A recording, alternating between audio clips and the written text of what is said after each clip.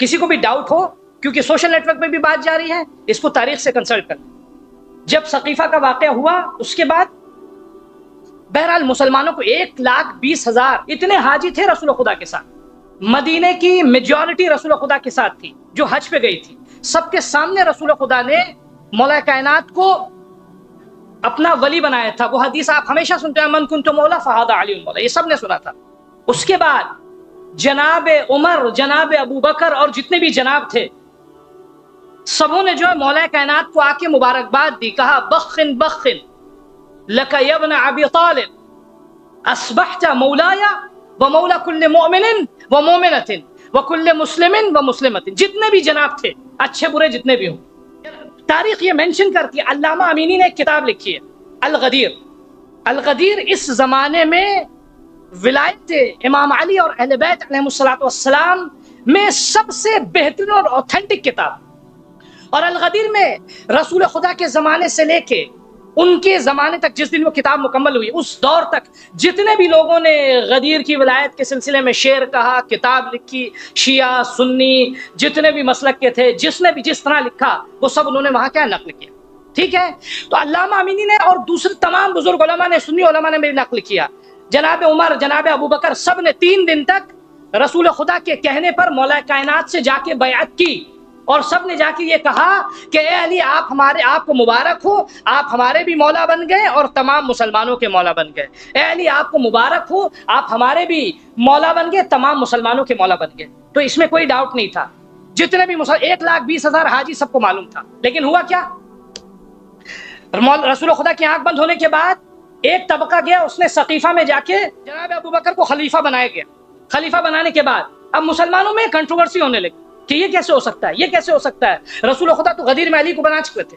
ادھر سے ڈور to door, ایک دروازے سے دوسرے دروازے، ایک دروازے سے دوسرے دروازے تک بی بی زہرا سلام اللہ علیہا بنی ہاشم کی عورتوں کو لے کے ہر دروازے پہ گئیں اور جا کے آپ نے کہا یہ بتاؤ میرے بابا نے علی کو ولی نہیں بنایا، میرے بابا نے علی کو امام نہیں بنایا. سب نے کہا بنایا، لیکن ہم کیا کریں، اب ہم کچھ بول نہیں سکتے. ڈر کے سب خاموش ہو گئے. ٹھیک ہے، اب اس کے بعد سب نے میجورٹی مسلمانوں کی مدینے میں ایک غلط بیعت کے بعد جناب ابو بکر کو سب نے ایکسپٹ کر لیا، صرف مدینے کی ایک بڑی تعداد میں. لیکن بنی ہاشم نے ایکسپٹ نہیں کیا، مولا کائنات نے بیعت نہیں کی. بی بی زہرا جن کے لیے رسول خدا کہتے ہیں صدیقہ طاہرہ ہیں، خاتون جنت ہیں، انہوں نے اس کو ریکگنائز نہیں کیا، انہوں نے ایکسپٹ نہیں کیا. امام حسن امام حسین جو جنت کے سردار ہیں، انہوں نے اس کو ایکسپٹ نہیں کیا. بہت سے خاص صحابی رسول خدا کے انہوں نے ایکسپٹ نہیں کیا. لیکن پولیٹیکلی ایک سازش ہوئی اور کچھ لوگوں نے جناب ابو بکر کو خلیفہ تسلیم کر لیا. یہ ہو گیا. اب سنیے، جب جناب ابو بکر خلیفہ بن گئے تو مسلمانوں میں جب کانسپریسی ہوئی تو مسلمانوں کو نماز سے نہیں روکا، مسلمانوں کو جو ہے وہ مثال کے طور پہ دوسرے کاموں سے نہیں روکا، بلکہ کانسپریسی کو ختم کرنے کے لیے ماہ مبارک رمضان میں مسجد میں جب نماز عشاء کی پڑھ کے لوگ بیٹھتے تھے، آپس میں ڈسکشن ہوتا تھا کہ بھئی یہ ہو گیا یہ ہو گیا، تو اب سب کا کوئی بھی بیٹھے گا نہیں. اگر مسجد میں رہنا ہے تو سب کو کیا کرنا ہوگا؟ لائن سے کھڑا ہونا ہوگا. اسلام میں سب سے پہلی بدعت نہیں کہیں گے، دوسری بدعت، اسلام کی دوسری بدعت، اس کو نوٹ کیجئے گا، ذمہ داری کے ساتھ عرض کر رہا ہوں. سب سے پہلی بدعت تھی ثقیفہ میں رسول خدا کے بنائے ہوئے ولی کو ریجیکٹ کر کے جناب ابو بکر کو خلیفہ بنائے گی. یہ پہلی بدعت تھی. تمام مسلمان بھی، حتیٰ اہل سنت کے بزرگ علماء بھی اس کو کہتے ہیں. جو جتنی بھی روایت علامہ امینی نے نقل کی ہے یا اباقات الانوار میں نقل کی، اس کو دیکھیے گا. خوب، دوسری بدعت کیا تھی؟ دوسری بدعت تھی نماز تراویح. کیوں بدعت تھی آپ کو بتا دیں. نماز مستحب کا جماعت سے پڑھنا جائز نہیں. مستحب نماز کا بدعت کہتے کسے ہیں؟ میں اس کی وضاحت کروں گا. بدعت کہتے ہیں دین میں کسی چیز کو داخل کرنا دین کا نام دے کے.